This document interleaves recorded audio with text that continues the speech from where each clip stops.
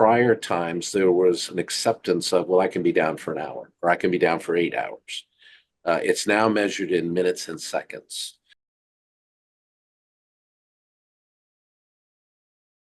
When you start talking about strategies, there's no right answer, right? There's a lot of different options and paths. And, assuming that the IT's focus on disaster recovery, like in order for the business to run, there are certain services and facilities and infrastructure that must be operational. And I say, in order for it to run during normal times, that infrastructure needs to be there.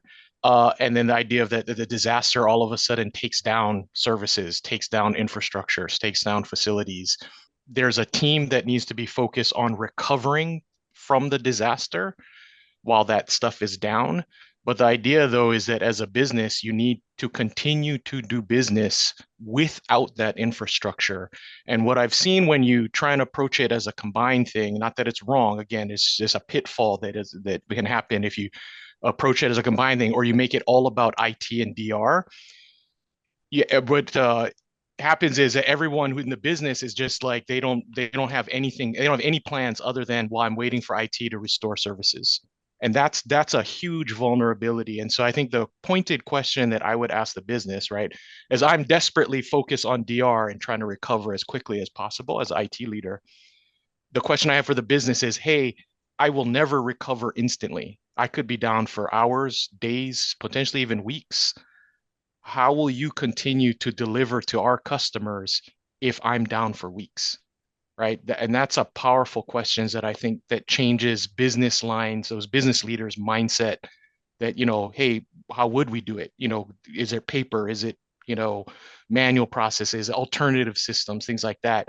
And it just sparks their thinking. While like I said, I'm desperately thinking about how do I recover as quickly as possible. That's where my focus is. So Rarely do I hear people talk about disaster recovery anymore. It's normally they talk about business continuity. And if you think about or back in the original thoughts when it was disaster recovery, right, there was very little discussion around business continuity because there was a larger acceptance of something being down for 8 hours or for an hour, et cetera. And the business kind of followed the infrastructure's ability to recover. Over the last couple of decades, it's dramatically shifted, right? There's been a paradigm shift to where now instead of infrastructure and disasters leading the charge, it's now about the business and the customer. And where prior times there was an acceptance of, well, I can be down for an hour or I can be down for 8 hours.